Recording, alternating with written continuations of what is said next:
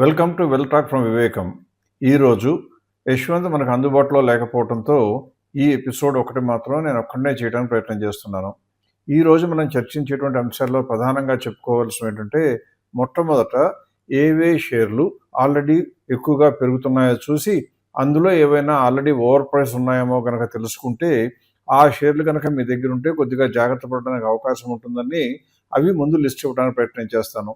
అందులో 2 భాగాలుగా విభజించి మొట్టమొదట 1000 క్రోర్స్ నుంచి 10,000 క్రోర్స్ వరకు, అంటే వివేకం దగ్గర నుండి ఎప్పుడు కూడా 1000 క్రోర్స్ కన్నా తక్కువ మార్కెట్ క్యాప్ కంపెనీలు మనం కన్సిడర్ చేయం కాబట్టి వాటినే సెంట్రలైజ్ చేసి వాటి మీదే ఫోకస్ చేస్తూ, అందులో కూడా గ్రోత్ స్టాక్స్ ఉంటే కానీ మన ప్రోగ్రామ్ చూసేవాళ్ళు కొనడానికి ఇష్టపడరు అనేటువంటి భావనతో కేవలం గ్రోత్లో ఉన్న కంపెనీలు మాత్రమే కన్సిడర్ చేస్తూ అందులో ఎన్ని పెరిగాయి, పెరిగిన వాటిలో ఎన్ని ఓవర్ ప్రైస్ అయిపోయాయో చెప్పడం ఒక బాధ్యత.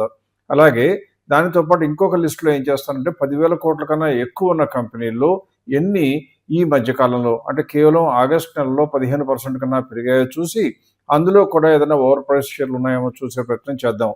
దానితో జనరల్గా ఈక్విటీ మార్కెట్లో మీకున్న షేర్లో ఏదైనా ఏ ఓవర్ ప్రైస్ అని తెలిస్తే అమ్ముకోవడానికి వీలవుతుంది ఒకటి. రెండవది, దాని తరువాత చేసే అంశం ఏంటంటే ఈరోజు ప్రధానంగా మీ అందరికీ ఉపయోగపడాలనే ఉద్దేశంతో ఫార్మాస్యూటికల్ సెక్టర్ మీద కొద్దిగా ఫోకస్ పెట్టి ఏ ఏ కంపెనీలు ఈ రోజున కనుక చూసినట్లయితే అనువుగా ఉన్నాయో చెప్పే ప్రయత్నం చేస్తాను. అందులో 20% కన్నా గ్యాప్ ఉన్న కంపెనీలు కూడా మీకు చూపిస్తాను. కాబట్టి 20% కన్నా ఎక్కువ మన కండిషన్ ప్రకారం మామూలుగా 30% కన్నా ఎక్కువ ఉన్న కంపెనీలే కొనాలి అని తెలుసు కాబట్టి అవి గ్రీన్ కలర్లో కూడా వేసి చూపించడంతో ఫార్మాస్యూటికల్లో ఇప్పుడు కొనుక్కోగలిగిన కంపెనీలు ఏంటో తెలుస్తాయి. ఆ తర్వాత ఆ చర్చ అంటే ఈక్విటీస్ గురించి చర్చను ముగించేటప్పుడు ఈ సంవత్సరంలో ఈ ఒక్క నెలలో ఆగస్టు నెలలో వచ్చినటువంటి కంపెనీల్లో ఫార్మాస్యూటికల్ కంపెనీలో పెరిగినవన్నీ, అందులో 1,000 క్రోర్స్ నుంచి 10,000 క్రోర్స్ ఉన్న కంపెనీల్లో ఎన్ని ఫార్మాస్యూటికల్స్ పెరిగాయో అందులో కనుక ఓవర్ ప్రైస్ ఉంటే మీరు జాగ్రత్త పడటం మంచిదని చూపిస్తూ, అలాగే 10,000 కోట్ల కన్నా ఎక్కువ ఉన్నాయి కూడా మళ్ళీ ఇంకొకసారి చర్చిస్తాను. దాంతో ఫార్మాస్యూటికల్ సెక్టర్ మీద దాదాపుగా కవరేజ్ అయిపోతుంది. ఆ తర్వాత నెక్స్ట్ భాగంలో మ్యూచువల్ ఫండ్స్ గురించి కొద్దిగా చర్చను చేపట్టి మ్యూచువల్ ఫండ్స్లో ఎక్కువ మంది ఇన్వెస్టర్లు ఎందుకు ఎక్కువ సంపాదించలేకపోతున్నారు అని చెప్పేటప్పుడు మీరు అసలు మీకు ఎంత వస్తుందో తెలుసా అంటే వీళ్ళో మీ అకౌంట్ తాలూకు స్టేట్మెంట్ ఇస్తే చూడటం కాకుండా ఎలా కనుక్కోవచ్చు అంటే మీరు కనుక నిజంగా ఆసక్తి ఉండి నాకెంత వచ్చింది, ఆ తర్వాత నేను సంపాదించాలి, ఇంతకన్నా ఎక్కువ సంపాదించడానికి మార్గాలు ఏమున్నాయి అని ఓపెన్గా ఉండి ఆలోచించేటట్లయితే మీరు ఏ రకంగా మా సహాయ సహకారాలు తీసుకుని తెలుసుకోవచ్చో. మాతో కాంట్రాక్ట్ సైన్ చేయాలని కాదు, నేను చెప్పేదల్లా మీ యొక్క ఇన్ఫర్మేషన్, మీ యొక్క క్యాష్ ఫ్లోస్ను కూడా మేము సేకరించి, అంటే మీరు కేవలం పాన్ నెంబరును ఫోన్ నెంబర్ ఇచ్చి ఓటీపీలు కనుక మేము చెప్పినట్లుగా చేసి మాకు సహాయం చేస్తే సహకారం ఇచ్చినట్లయితే మీ ఇన్ఫర్మేషన్ అంతా లాస్ట్ 5 years నుంచి డేటా సేకరించి ఆ 5 సంవత్సరాల నుంచి కనుక మీరు పెట్టిన అమౌంట్లు, మీరు పెట్టిన మ్యూచువల్ ఫండ్స్లో ఎలాగో ఎంత వచ్చిందో మీకు తెలుసు, మేము ఎలాగో చెప్తాం. దానితో పాటు ప్రాసెస్ ప్రకారం మ్యూచువల్ ఫండ్లో పెట్టుకుంటే ఎంత వచ్చి ఉండేదో కూడా చెప్పడానికి ఒక పెద్ద ప్రయత్నం చేస్తున్నాం. ఆ ప్రయత్నంలో భాగంగా మీకు కనుక రాబోయే రోజుల్లో మీ మ్యూచువల్ ఫండ్స్లో మీకు పోతున్నటువంటి అవకాశాలు ఏంటి, ఎంతవరకు లాభం సంపాదించగలిగి ఉండేవారమో తెలుసుకుంటే బాగుంటుంది అనుకుంటే మీ ఆసక్తిని తెలియజేస్తూ మాకు ఉత్తరం రాసినట్లయితే ఆ సర్వీస్ స్టార్ట్ కాగానే మీ అందరినీ వెంటనే కాంటాక్ట్ చేసి మీ డీటెయిల్స్ తీసుకుని మీకు వీలైనంత సమగ్రమైన సమాచారాన్ని భారతదేశంలో ప్రస్తుతం ఎవరూ ఇవ్వలేనట్లుగా ఇచ్చే ప్రయత్నం చేస్తున్నాం. అది బహుశా సెప్టెంబర్ 1st week లోపల స్టార్ట్ అయ్యే అవకాశం ఉంది. ఆ అంశాలు కనుక మనం మాట్లాడాం కాబట్టి ఇప్పుడు డైరెక్ట్గా టాపిక్లోకి వెళ్ళిపోదాం. మొట్టమొదటి మనం చేయవలసింది ఏంటంటే ఇప్పుడు వరకు ఉన్న కంపెనీలు చూసినట్లయితే ఎన్ని కంపెనీలు ఆల్రెడీ ఓవర్ ప్రైస్ అయిపోయో చూడాలి. ఓవర్ ప్రైస్ ఎందుకు చెప్పవలసి వస్తుందంటే ఈ ఆగస్టు నెలలో చూస్తే మార్కెట్ మొత్తం మీద చూస్తే నిన్నటి వరకు అంటే 20వ తారీఖున మనం వరకు ఎండింగ్ వరకు చూస్తే 21వ తారీఖు రికార్డ్ చేస్తున్నాను కాబట్టి 20వ తారీఖు ఎండింగ్ వరకు చూస్తే నిఫ్టీ అయితే ఆగస్టు నెలలో ఒక 1% తగ్గింది, అదే మిడ్ క్యాప్ ఇండెక్స్ అయితే 1% పెరిగింది, పెద్దగా తేడాలు లేవు. కానీ ఇదే సమయంలో ఏం చేశానంటే నేను ఎన్ని కంపెనీలు మొత్తం మీద పెరిగాయో తగ్గాయో 15% కదా పెరిగినాయన్ని చూపించమని చెప్తూ అందులో మీకు తెలిసిన పరిచయం ఉన్నద భాగంగానే ఏ ఏ కంపెనీలు ఆల్రెడీ వాటి యొక్క ఫేర్ ప్రైస్ కన్నా ఎక్కువ ఉన్నాయో కూడా చూపించడానికి వీలుగా మొట్టమొదట 1,000 క్రోర్స్ నుంచి 10,000 క్రోర్స్ దాకా ఉన్న కంపెనీలు చూపిస్తున్నాను. అందులో చూస్తే మొత్తం 67 కంపెనీలు ఒక్క ఆగస్టు నెలలో 15% కన్నా పెరిగితే అందులో ఒకేసారి 36 కంపెనీలు అంటే 67 కంపెనీలు పెరిగితే అందులో సగం కన్నా కూడా ఎక్కువ కంపెనీలు ఆల్రెడీ ఫెయిర్ ప్రైస్ కన్నా కూడా పెరిగిపోయాయి. అంటే అర్థం ఏంటి? ఇప్పుడు ఉన్నటువంటి పాల పొంగులాగా వస్తున్న పెరుగుదల చిన్న చిన్న కంపెనీలు అంటే 1000 నుంచి 10,000 కోట్ల కంటే కొద్ది చిన్న కంపెనీలు, ఆ కంపెనీల్లో చాలా స్పీడ్గా పెరుగుతోంది. కారణం, మీరు కొనుక్కునేటువంటి షేర్ల సంఖ్య తక్కువైనా మార్కెట్లో డిమాండ్ పెరిగి రేటు పెరిగిపోతుంది. అందువల్ల ఖచ్చితంగా మీరందరూ అప్రమత్తంగా ఉండవలసినటువంటి సందర్భం ఇక్కడ ఉంది. ఇందులో రెడ్ కలర్లో వేసిన కంపెనీలు అన్నీ కూడా ఆల్రెడీ వాటి యొక్క ఫెయిర్ ప్రైస్ కన్నా ఎక్కువ ట్రేడ్ అవుతున్నాయని గమనించి తగిన జాగ్రత్తలు తీసుకుంటారని ఆశిస్తున్నాను. ఇప్పుడు ఇది అయిపోయిన తర్వాత మనం ఏం చేద్దామంటే, ఇలాగే నెక్స్ట్ లిస్ట్లో అంటే 10,000 కోట్ల కన్నా మార్కెట్ క్యాప్ ఎక్కువ ఉన్న కంపెనీలన్నీ కూడా తీసుకుని అందులో ఎన్ని వచ్చినాయో చూస్తే 41 కంపెనీలు ఉన్నాయి. అవి కూడా ఆగస్టు నెలలో 15% కన్నా ఎక్కువ పెరిగాయి ఆల్రెడీ కేవలం 20 డేస్లో. అందులో ఎన్ని ఓవర్ ప్రైస్ ఉన్నాయో అని చూస్తే కేవలం 14 కంపెనీస్, ఓన్లీ 14 కంపెనీస్ మాత్రమే ఇందులో ఉన్నవి ఓవర్ ప్రైస్ అంటే ఫెయిర్ ప్రైస్ కన్నా ఎక్కువ ఉన్నాయి. కాబట్టి పెద్ద కంపెనీల్లో పెరుగుదల ఇంకా ఆగి ఉంది, చిన్న కంపెనీల్లో చాలా వరకు క్యాప్చర్ అయిపోతుందని గమనించడానికి ఒక మార్గం వస్తుంది. మీరు గుర్తుంచుకోండి, ఈ 2 లిస్టుల్లో కూడా మేము టచ్ చేసిన కంపెనీలు కేవలం గ్రోత్ కంపెనీలే. గ్రోత్ లేని కంపెనీల గురించి మీరెవరూ కొనడానికి ఆసక్తి చూపరు అని భావిస్తూ ఈ లిస్టు వరకే నేను లిమిట్ చేసి ఇవ్వడం జరిగింది. ఈ 2 లిస్టులు చూసిన తర్వాత ఈ 2 లిస్టులో ఉన్న రెడ్ కలర్లో ఉన్న షేర్లు మీ దగ్గర ఉంటే ఖచ్చితంగా జాగ్రత్త పడి వీలైతే అమ్ముకుని అందులో డబ్బులు వేరొక కంపెనీలోకి వేరొక స్టాక్స్లోకి పెట్టుకుంటారని ఆశిస్తున్నాను. ఇలా అయిపోయిన తర్వాత మనం మొట్టమొదటి నేను ఈరోజు చెప్పినట్లుగా ఫస్ట్ మనం చేయవలసింది ఏం చేద్దామంటే ఫార్మాస్యూటికల్ ఇండస్ట్రీ మీద ఫోకస్ చేద్దాం. ఇప్పుడు మీకు స్క్రీన్ మీద ఫార్మాస్యూటికల్ ఇండస్ట్రీలో మా అంచనా ప్రకారం గ్రోత్ ఉన్న కంపెనీలు ఎలా గ్రోత్ ఉన్నాయో మీకు కళ్ళెదురుగా కనపడుతుంది. చూడండి, సేల్స్ డిఫరెన్స్ అని కనపడుతుంది. అన్ని గ్రీన్ కలర్లో ఉన్నాయి అంటే సేల్స్ పెరిగాయి. లేటెస్ట్ ట్రైలింగ్ 12 మంత్స్ అంటే జూన్తో ఎండ్ అయిన 12 నెలల కాలం, మార్చితో ఎండ్ అయిన 12 నెలల కాలంతో పోలిస్తే సేల్స్ పెరిగిన కంపెనీలన్నీ మీ స్క్రీన్ మీద కనబడుతున్నాయి. అందులో రకరకాల ఫార్మాస్యూటికల్స్, మార్కెట్ క్యాపిటల్ కూడా చూస్తే అన్ని 5,000 కోట్ల కన్నా ఎక్కువ ఉన్న కంపెనీలన్నీ కూడా ఇవ్వడం జరిగింది. అందువల్ల అబాట్ ల్యాబొరేటరీస్ దగ్గర నుంచి అజంతా ఫార్మా అన్ని ఒక పేర్లు చదవక్కర్లేదు, మీరు చూసుకోవచ్చు అవన్నీ కూడా. అందులో రైట్ హ్యాండ్ సైడ్ కార్నర్లో ఉన్నటువంటి కాలంలో గ్యాప్ 30% కన్నా ఎక్కువ ఉంటే మన ఉద్దేశం ప్రకారం అంటే వివేకం యొక్క ప్రిన్సిపల్స్ ప్రకారం ఇప్పుడు కూడా కొనుక్కోవడానికి అనువుగా ఉన్నాయి. అయితే ఇక్కడ ఇచ్చిన ప్రైసెస్ అన్నీ కూడా 21st కనుక ఆల్రెడీ ట్రేడ్ అయ్యి ఉంటే 21st రేట్ కూడా వచ్చి ఉండొచ్చు, అదర్వైజ్ 20th ఎండింగ్ వరకు తీసుకున్న ప్రైసెస్ అనమాట. సో ఇలా గ్రీన్ కలర్లో ఉన్నవే కొనుక్కోవడానికి ఆసక్తి చూపుతారు అని ఆశిస్తున్నాను. ఎందుకు 20% కన్నా ఎక్కువనే కూడా చూపించడం జరిగిందంటే, మీకు కనుక ఆ కంపెనీలు ఉంటే త్వరపడి అమ్ముకోనక్కర్లేదు, అవి ఇంకా స్టీమ్ ఉంది కాబట్టి ఇంకా ఉంచుకోవచ్చు అని చెప్పడానికి వీలుగా అవి కూడా చూపించడం జరిగింది.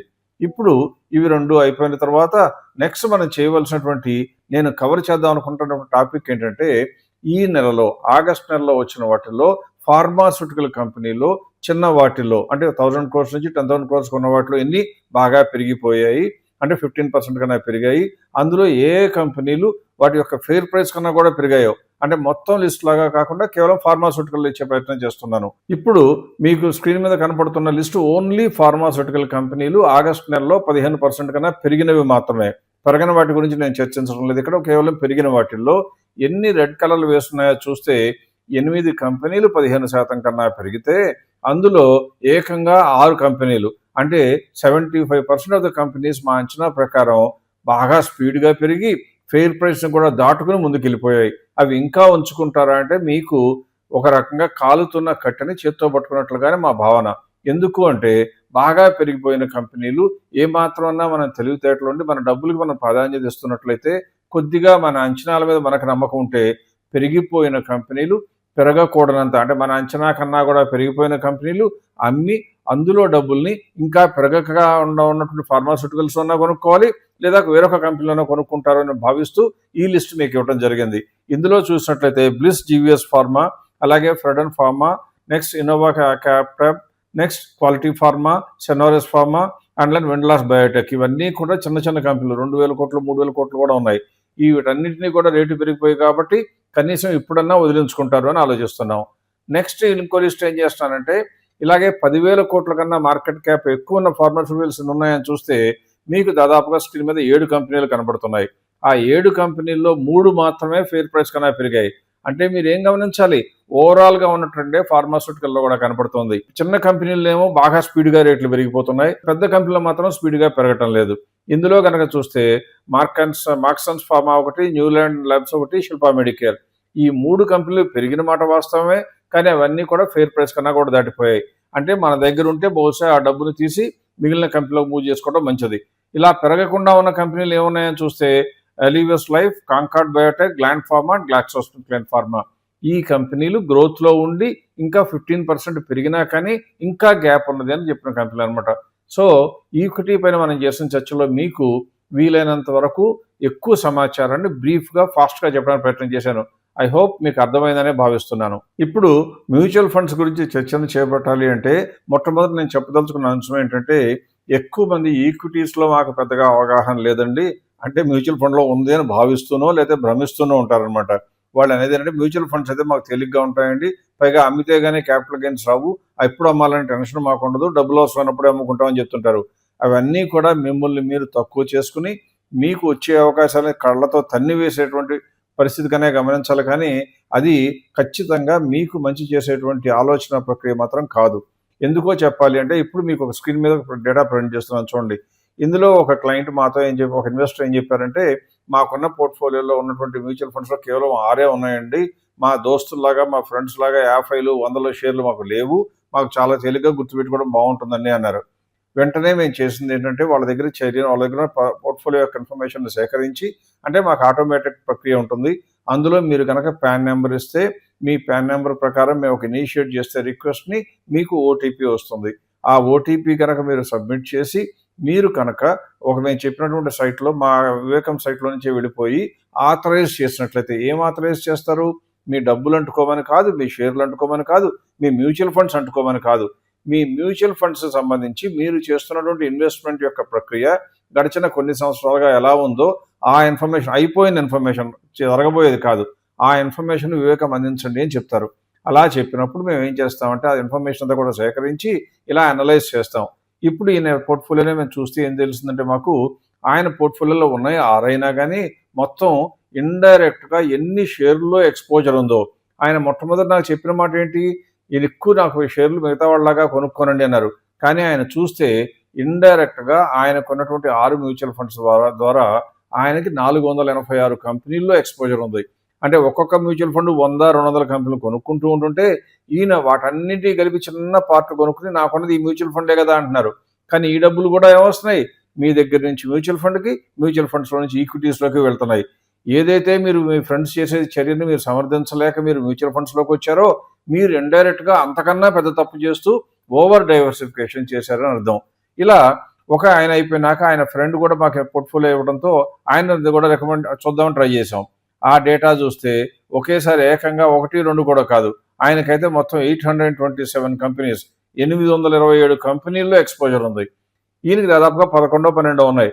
అంటే అర్థం ఏంటి, మీరు కొంటున్నది మ్యూచువల్ ఫండ్స్ చిన్నవి కావచ్చు, కానీ మీకు తెలియకుండా మీ డబ్బు విపరీతంగా పంచి పెడితే, ఒక రకంగా చెప్పాలంటే మీలో ఆ కంపెనీలో కొన్ని పెరిగితే మీకు చాలదు, ఆ గ్రూప్లో 800 కంపెనీలో ఎక్కువ పెరగాలి, ఎక్కువ పెరిగితే మీకు లాభం వస్తుంది. అంటే అర్థం ఏంటి, మ్యూచువల్ ఫండ్స్లో ఈ ప్రక్రియ ద్వారా ఇన్వెస్ట్ చేసుకునే ఇన్వెస్టర్లకి లాభం రావాలి అంటే ఓవరాల్గా మార్కెట్ బాగుంటే వస్తుంది. 2020 నుంచి 23 దాకా బాగా బ్రహ్మాండంగా పెరిగాయి కదా లాభాలు. అప్పుడు అందరూ మ్యూచువల్ ఫండ్స్లో డబ్బులు రావడంతో మీసాలు మెలేసి ఒక్కొక్కళ్ళు తొడగొట్టి మరీ ఛాలెంజ్లు చేసేవారు. ఏమని, నాకు మ్యూచువల్ ఫండ్స్లో కానీ ఈక్విటీస్లో సంపాదించడం అర్థమైపోయింది, ఇక నాకు ఎదురే లేదు అని. ఆ తర్వాత వచ్చినటువంటి 24 సెప్టెంబర్ నుంచి దాదాపుగా మార్కెట్ పడిపోతుంటే ఇప్పుడేమో దిగాలు పడుతున్నారు. ఇలా దిగాలు పడినటువంటి ఇన్వెస్టర్ ఇద్దరే మా దగ్గరికి వచ్చి మాకు అడిగారు కాబట్టి వాళ్ళని నేను ఒక రకంగా చూడాలంటే తక్కువ చూపు చూస్తామని కాదు, నేను చెప్పేదాన్ని ఏంటంటే ఏం తప్పు చేశారో తెలుసుకుంటేనే సరైన మార్గంలోకి వెళ్ళడానికి అవకాశం ఉంటుందనే ఉద్దేశంతో వారు చేసిన తప్పుని తెలియజేయబోయే ముందు వాళ్ళ యొక్క పెర్ఫార్మెన్స్ ఎలా ఉండిందో కూడా పరిశీలిద్దామని ట్రై చేసాం. డేటా మాకు వచ్చింది కాబట్టి వెంటనే ఆ డేటాని తీసుకుని ఈ ఇద్దరు క్లయింట్స్కి వచ్చినటువంటి రిటర్న్స్ ఎలా ఉన్నాయో చూపించండి అని చెప్తూ ఒక మార్గం దీనికి చేశాను. ఏం చేసామంటే, వాళ్ళు మొదలుపెట్టినప్పటి నుంచి 5 సంవత్సరాల క్రితం నుంచి ఇప్పటి వరకు, అంటే 2022, 23, 24, 25, 26 అన్ని సంవత్సరాల్లో కలిపి ఎంత రిటర్న్ వచ్చింది, ఒకవేళ ఈయన కనుక ఒక సంవత్సరం అయిపోయినాక తెలుసుకుని 23 ఏప్రిల్ నుంచి వస్తే ఎలా వచ్చింది, 24 ఏప్రిల్ నుంచి వస్తే ఎలా ఉండింది, 25 ఏప్రిల్ నుంచి అయినా మొదలు పెడితే ఎలా వచ్చిండే కూడా తీసుకోవడానికి ప్రయత్నం చేశాం. ఇప్పుడు మీకు స్క్రీన్ మీద ఆ డేటా ప్రజెంట్ చేస్తున్నాను చూడండి. అందులో ఒక ఇన్వెస్టర్ అయితే ఆయన మొదలుపెట్టినప్పటి నుంచి ఇప్పటి వరకు, అంటే మొదలుపెట్టినప్పటి నుంచి ఇప్పటి వరకు గుర్తుంచుకోండి, మధ్యలో కొన్నిసార్లు లాభాలు వచ్చి ఉండొచ్చు, ఆయన చాలా హ్యాపీగా ఉండుంటారు, కానీ ఇప్పటి వరకు చూస్తే అంటే 21 ఆగస్టు వరకు కనుక చూస్తే ఆయన పెట్టినటువంటి ఇన్వెస్ట్మెంట్లు చూస్తే 93,000తో మొదలుపెట్టారు. అంటే అప్పుడున్న మ్యూచువల్ ఫండ్స్ ఉన్నాయి. తర్వాత 19 లక్షలు ఇన్వెస్ట్ చేస్తే ఆ 21 ఆగస్ట్ 2026 అంటే మనకి ఈ రోజుకి వచ్చేటప్పటికి ఆయన పోర్ట్ఫోలియో 16 లక్షలు వచ్చింది. ఎంత నష్టం వచ్చిందండి? సంవత్సరానికి 14.78%. అలాగే తర్వాత ఏం చేసామంటే ఇంకా మిగతా సంవత్సరాలు చూసి ఒకవేళ కనుక 2022లో కనుక ఈయన కొద్దిగా కళ్ళు తెరుచుకుని ఆ పోర్ట్ఫోలియో తీసుకొచ్చి సరైన ప్రక్రియ ప్రకారం చేద్దాము అని పెట్టినట్లయితే అప్పుడుకి 1,38,000 పోర్ట్ఫోలియో ఉంది. తర్వాత 18 లక్షలు పెట్టుబడి పెట్టారు ఈ 5 ఏళ్లలో. అది ఎంత అయింది? అది కూడా ఇప్పుడు 16,21,000. ఎండింగ్ వాల్యూ సేమ్ ఉంటుంది. దాని ప్రకారం చూస్తే 15% లాసు. తర్వాత 2023లో చూసినా 16%. అన్ని రకాలుగా చూసినా కూడా ఒక్క 2025లో కనుక 3,96,000 పోర్ట్ఫోలియో ఆయనకు ఉండింది. 12 లక్షలు పెట్టారు. అప్పటి నుంచి చూస్తే మాత్రం కేవలం 0.53% లాస్ వచ్చినట్టుగా కనపడుతుంది. ఇప్పుడు ఈ కరెంట్ ఇయర్లో చూస్తే 2026 ఏప్రిల్ నుంచి చూస్తే మాత్రం కొద్దిగా ఊరటనిస్తూ 4.69. మరి 4.69 ఈజ్ ఎ గుడ్ రిటర్న్. మనం ఎవరన్నా చెప్పగలమా? చెప్పలేము. కాబట్టి ఆయన నీరస పడిపోవటానికి, కొద్దిగా డిసప్పాయింట్ అవ్వడానికి చాలా కారణాలు ఉన్నాయి. రీజనబుల్గా కారణాలు కూడా సరైనవే. ఎలా మార్చుకోవాలో కూడా చెప్పే ప్రయత్నం చేస్తాను. దానికన్నా ముందు ఇంకొక ఇన్వెస్టర్ని కూడా చూద్దాం. ఈయన 2021 నుంచి ఈయన కూడా మొదలు పెడితే మొట్టమొదటి నుంచి ఇప్పటి వరకు చూస్తే ఆయనకు వచ్చిన రిటర్న్ ఎంత? ఆయన ఉన్న డబ్బులు, పెట్టిన డబ్బులు ఏ రోజు పెట్టినా కూడా ఆ రోజు నుంచే లెక్కేసి మేము ఇంట్రెస్ట్లు ఎంత వడ్డీ ఎంత ప్రకారం ఆయనకి రాబడి వచ్చిందో లెక్కేస్తాం. అలా చూస్తే 6%, తర్వాత 22లో నుంచి చూస్తేనేమో 7%, 23 నుంచి చూస్తే 8.6, 24 నుంచి చూస్తే 7.8, 2025 నుంచి చూస్తే కూడా 8.55, అదే సమయంలో 26 నుంచి చూస్తే 4.54. అంటే ఈయనకి కూడా సంపాదించింది ఏమీ లేదు. అంటే 7-8% మాత్రమే సంపాదించారు. అంటే ఇండెక్స్ అంతా కూడా రాలేదు. ఇలా కొన్ని వేల లక్షల మంది ఇన్వెస్టర్లు మ్యూచువల్ ఫండ్స్లో ఇన్వెస్ట్ చేస్తూ ఉంటారు. బహుశా వారికి అందరికీ కూడా నేను చేసేటువంటి రిక్వెస్ట్ ఒకటే, మీరు మారవలసిన అవసరం లేదని. మారవలసిన అంటే మీరు వెంబడే అకౌంట్ మార్చేసి వివేకం దగ్గరకో ఇంకొకరి దగ్గరకో వెళ్ళమని కాదు. నేను చెప్పేదంతా కూడా ఏం పొరపాటు జరిగిందో, ఫస్ట్ ఏం జరిగిందో తెలుసుకోవడం ఒక లక్ష్యం కావాలి. రెండోది ఏం పొరపాటు జరిగిందో అర్థం చేసుకోవడానికి రెండవ లక్ష్యం కావాలి. మూడవది ఈ పొరపాటు పునరావృతం కాకుండా నేను బాగుపడాలి అంటే ఏమేమి మార్గాలు ఉన్నాయో తెలుసుకునేటువంటి మూడవ ప్రయత్నం. ఆఖరిగా చూసుకోవాల్సింది ఏంటంటే, ఇలా చేయవలసిన ప్రయత్నాల్లో కనుక 3, 4, 10 మందో మీకు అవకాశాలు కనపడితే వాళ్ళందరితో కొద్దిగా ఓపికగా కూర్చుని ఇన్ని సంవత్సరాలు దండగ చేశారు కదా, కనీసం ఒక 10 రోజుల పాటు 4-5 దగ్గరికి వెళ్ళి అందరి దగ్గర ఉన్నటువంటి మార్గాలు, వాళ్ళు చెప్పే సొల్యూషన్స్ చూసి ఏది మీకు బెటర్గా తోచిందో, ఏది నమ్మశక్యంగా ఉందో చూసి దాని ప్రకారం మెరుగుపరుచుకుంటే రాబోయే రోజుల్లోనైనా మీకు మీ కుటుంబానికి కొద్దిగా మంచి చేసిన వాళ్ళు అవుతారని నా ఉద్దేశం. ఇప్పుడు నేను ఏం చేస్తానంటే, మీలాగా అంటే తెలియక ఏమాత్రం దోవ తెలియకపోయినా అడవిలోకి వెళ్ళిపోయేటువంటి మార్గంలాగా చేయకుండా కొద్దో గొప్ప మార్గం కనపడినట్లుగా అనిపించి మాతో పాటు కలిపి జర్నీ చేస్తున్న కొంతమంది ఇన్వెస్టర్ల యొక్క శాంపుల్ పోర్ట్ఫోలియోస్ మాత్రమే పెట్టేస్తాను. ఇది ఆ పోర్ట్ఫోలియో మనిషి ముఖ్యం కాదు, ప్రాసెస్ ముఖ్యం. ఎవరు వచ్చినా ఆ రోజున అలాగే జరుగుండేది.